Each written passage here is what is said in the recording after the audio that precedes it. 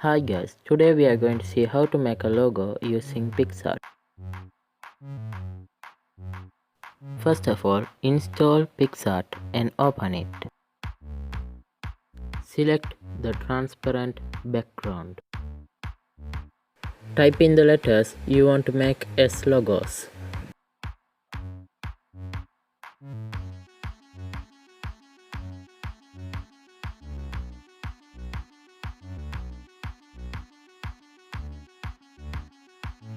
Use the eraser tool to modify it.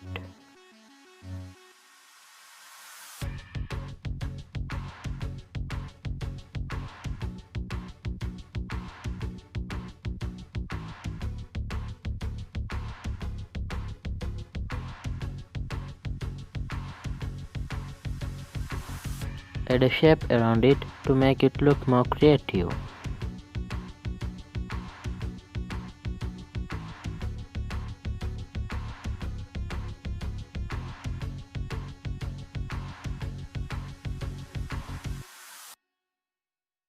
Select a background pic.